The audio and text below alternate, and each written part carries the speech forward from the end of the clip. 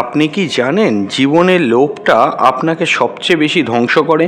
কিন্তু আপনার নিজের তৈরি নয়, ওটা আপনার জন্মকুণ্ডলিতে বসে আছে। কেউ বারবার টাকার পেছনে দৌড়চ্ছে, কেউ সম্পর্ক পেয়েও তৃপ্ত হচ্ছে না, কেউ নেশা, ক্ষমতা বা শর্টকাট সাকসেস ছাড়তে পারছে না।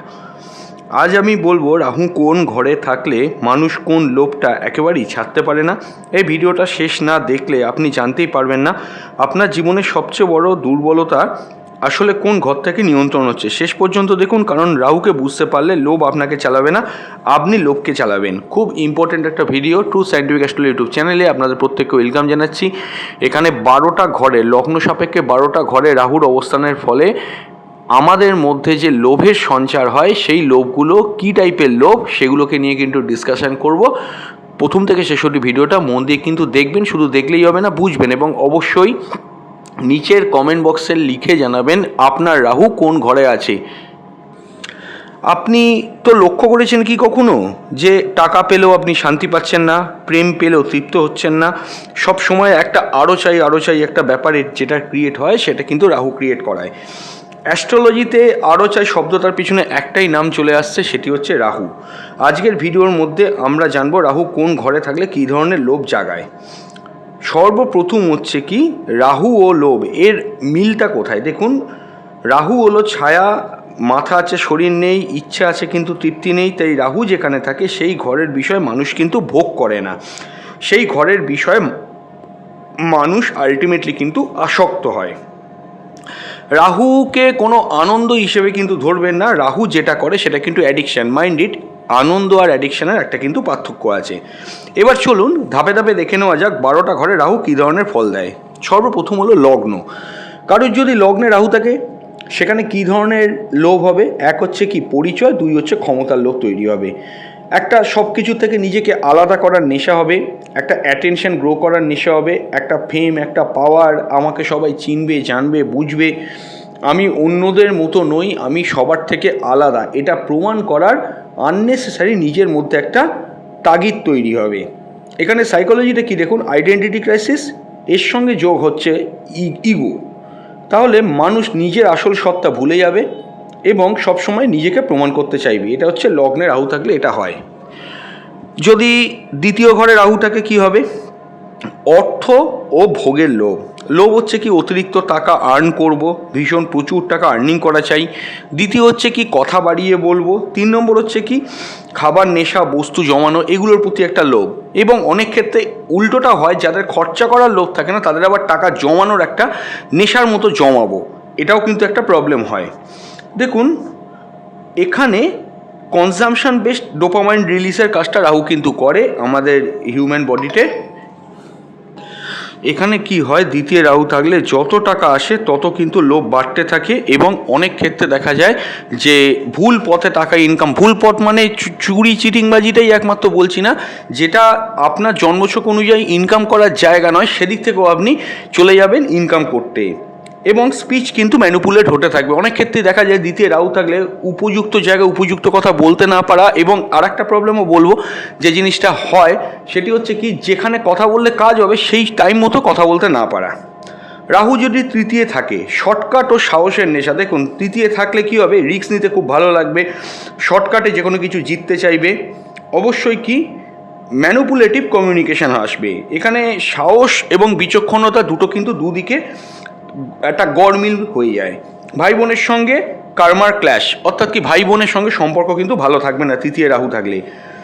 চতুর্থ ঘরে যদি রাহু থাকে কি হবে? দেখুন, চতুর্থ ঘরে রাহু থাকা মানে কি, আপনার মানসিক নিরাপত্তার একটা লোভ থাকবে, ইমোশনাল কন্ট্রোল থাকবে না। মা, আপনার মাতৃস্থান, বাড়ি, আপনার গৃহ, আপনার হোমল্যান্ড এবং মানসিক দখলদারি, এই জায়গাগুলোতে কিন্তু প্রবলেম থাকবে।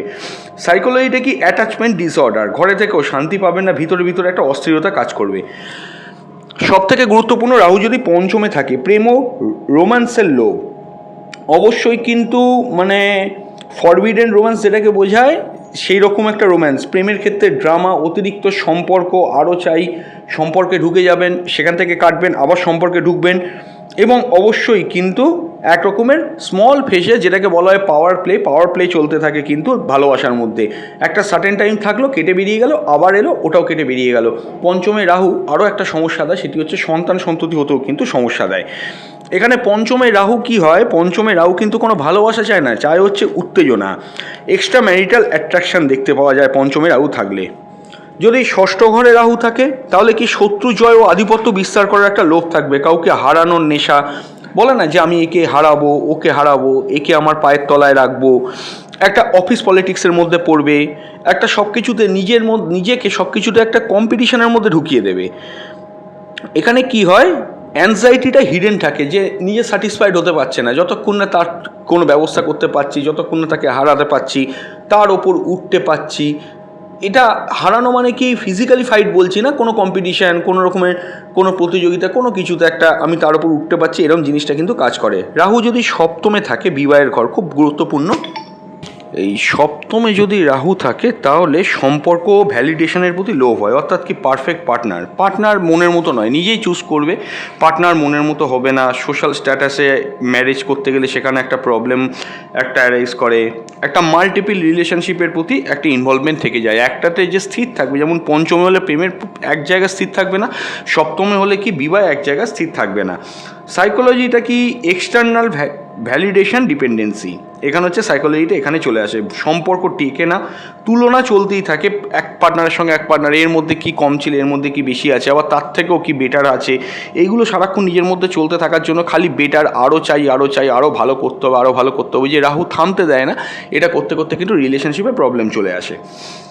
রাহু যদি অষ্টমে থাকে, গোপন ক্ষমতা ও যৌন লোভ দেখা যায়, কীরকম দেখুন, সিক্রেট রিলেশনশিপে ঢুকবে, হ্যাঁ, সেক্সুয়াল একটা অবসেশন থাকবে, একটা অকাল্ট পাওয়ার, সবচেয়ে রাহুর হচ্ছে কি খুব ক্রিটিক্যাল পজিশন হচ্ছে অষ্টম ঘর, সবচেয়ে মানে হাই ইন্টেন্সিটিতে রাহু এখানে থাকে, সাডেন রাইজ হবে, আবার সাডেন ফল হবে। অষ্টম হচ্ছে পরিবর্তনের ঘর, রাহু যদি অষ্টমে ঢোকে লক্ষ্য করে দেখবেন জীবনে হঠাৎ অনেক উন্নতি হয়ে যাবে, আবার আকস্মিকভাবে সেখান থেকে আপনি ডাউনেও চলে আসবেন। অ্যাডিকশানটা কি হচ্ছে, হাই রিস্ক, সবসময় রিস্ক নিতে পছন্দ করা, ফেল করা, সেখানে আবার রিস্ক নিতে পছন্দ করা, মানে রাহু আপনাকে কি করবে, রিস্ক নিতে বাধ্য করবে। রাহু যদি নবমে থাকে, ধর্ম বিশ্বাসের প্রতি লোভ থাকবে, ফেক স্পিরিচুয়ালিটি, যে স্পিরিচুয়ালিটির কোনো বাস্তবিক ব্যাখ্যা হয় না, নিজেকে একটা সর্বা গুরু ভাবা, হ্যাঁ, এবার ব্লাইন্ড ফেথ বা টোটাল রিভিলিশনের ক্ষেত্রেও এই জিনিসগুলো কিন্তু চলে আসে। ফাদার এবং গুরু, এখানেও কিন্তু কনফ্লিক্ট হয়ে যায় বাবার সঙ্গে, এবং আপনার যে গুরু হবে, গুরু মানে শুধু দীক্ষা গুরু এখানে নয়, এখানে কিন্তু টিচারকেও ইন্ডিকেট করে, সেই টিচার যে আপনাকে পড়াশোনার সময় যে টিচার থাকে তার সঙ্গেও কিন্তু কনফ্লিক্ট তৈরি করে। রাহু যদি দশমে থাকে, নাম, ক্ষমতা ও স্ট্যাটাসের প্রতি কিন্তু একটা লোভ থাকবে, একটা পাবলিক ফেম হবে, একটা অথরিটি থাকবে, হ্যাঁ, একটা রিকগনাইজেশনের একটা অ্যাডিকশান থাকবে, এগুলো কিন্তু দশমে রাহু ক্রিয়েট করে। কাজের চেয়ে ইমেজ গুরুত্বপূর্ণ হয়ে যায়, আমি কাজ কী করছি সেটা দেখবো না, দশমে রাহু থাকলে আমার ইমেজটাই হচ্ছে বড় কথা। একটা অনেক ক্ষেত্রে দেখা যায় স্ক্যান্ডেলের মধ্যে ঢুকবে, এবং কি বার্ন আউট একটা রিস্ক নেবে, যে রিস্কগুলোর কোনো ব্যাখ্যা নেই। রাহু যদি 11-এ থাকে, ইনকাম ও নেটওয়ার্কের প্রতি লোভ হবে, আনলিমিটেড ইনকাম করব, কীভাবে ইনকাম করা যায়, কত রকমভাবে ইনকাম করা যায়। যদিও একাদশ ঘরটা রাহুর অপেক্ষাকৃত বেস্ট ঘর, কারণ ওখানে আনলিমিটেড হলো, ইনকামটা আনলিমিটেড দিয়ে দেয়, কিন্তু একটা পাওয়ারফুল সার্কেল থাকবে, আমার একটা ক্ষমতা থাকবে, সোশ্যাল ক্লাইম্বিংটা একটা বেস্ট হবে। মানে এখানে একাদশে রাহু থাকলে কি হয়, আপনার ডিজায়ারটা কখনোই কিন্তু শেষ হবে না, মানে বলে না ডিজায়ার নেভার এন্ড, এরকম। কিন্তু সবই হচ্ছে, আপনি পাচ্ছেন যা চাইছেন তাই পাচ্ছেন, কিন্তু স্যাটিসফ্যাকশান আপনার জিরো, মানে স্যাটিসফ্যাকশান লেভেল কখনো উঠতে দেবে না যদি আপনার একাদশ ঘরে রাহু থাকে। যদি দ্বাদশে রাহু থাকে তাহলে কি হয়, পালিয়ে বাঁচার লোভ। লক্ষ্য করে দেখবেন দ্বাদশে যদি রাহু থাকে, অহেতুক নিজের দেশ ছেড়ে বিদেশে থাকার একটা প্রবণতা তৈরি করবে, যে কিছুতে সে নিজের দেশে থাকতে চাইবে না, নিজের দেশে মন টিকবে না, এখান থেকে পালিয়ে বিদেশ। এরকমও দেখা যায় যে অনেকে পিআর নিয়ে নেয়, হ্যাঁ, যে বিদেশে, যে আমি নিজের দেশে থাকবো না, এখানে আমার ভাল লাগে না, আর এটা হচ্ছে কি একটা নেশার মতো দাঁড় করিয়ে দেয়। এবং ভার্চুয়াল রিয়েলিটির প্রতি একটা লোভ। এখানে কি হয়, এই দ্বাদশে যাদের রাহু থাকে তারা বাস্তবটাকে ভীষণভাবে এড়িয়ে চলে, কিন্তু সমস্যাটা কী হয়, রাহু তো বিদেশে নিয়ে যায়, আমি আগেও বলেছি দ্বাদশে রাহু থাকলে আপনাকে বিদেশে তো নিয়ে যাবে, কিন্তু আপনাকে ভেতর থেকে একা করে দেবে, আপনি কিছুতেই কিন্তু শান্তি পাবেন না। যাচ্ছেন সত্যি কথা, কিন্তু বিদেশে গিয়ে যে আপনি শান্তিতে বেশ কিছু থাকবেন, সেটা আপনি থাকতে পারবেন না। এরকমও দেখা যায় যে অনেক টাকা পয়সার লস হচ্ছে, নিজস্ব সমস্যা ক্রিয়েট হচ্ছে, তাও সে বিদেশে থাকতে চাইছে, এটাই হচ্ছে রাহু, এই জিনিসটা কিন্তু রাহু ক্রিয়েট করে। তো এখানে কনক্লুশন বলবো, রাহু যে ঘরে থাকে সেই ঘরের বিষয় মানুষ চায় না, সেই ঘরের বিষয় মানুষ আলটিমেটলি ছাড়তেই চায় না। দেখুন, রাহু খারাপ নয়, কিন্তু অচেতন হলে রাহুই আপনাকে চালাবে। আপনাদের কাজ হচ্ছে জন্মছকের কোন ঘরে রাহু আছে, সেখানে আপনার কী কী প্রবলেম অ্যারাইজ করছে সেটা সবার আগে আইডেন্টিফাই করা এবং সেখান থেকে যত দ্রুত সম্ভব মনস্তাত্ত্বিকভাবে নিজেদেরকে সরিয়ে আনা। কমেন্টে লিখবেন কিন্তু আপনার রাহু কোন ঘরে আছে। এবং ভিডিওটা ভালো লাগলে লাইক, শেয়ার এবং সাবস্ক্রাইব করবেন এবং অবশ্যই কনসালটেশন করতে চাইলে স্ক্রিনে দেওয়া নাম্বারে যোগাযোগ করবেন। যদি মেম্বারশিপ নিতে চান অবশ্যই কিন্তু আমাদের স্ক্রিনের নাম্বারে যোগাযোগ করে নেবেন, হোয়াটসঅ্যাপ করবেন, দুটো ক্ষেত্রেই হোয়াটসঅ্যাপ করবেন। আমরা বলে দেবো কী কী ফেসিলিটি পাবেন আপনারা এবং কী কী হতে পারে মেম্বারশিপ নিলে। তো আজকে বিদায় নিচ্ছি, খুব তাড়াতাড়ি ফিরে আসবো নতুন এক ভিডিও নিয়ে। নমস্কার।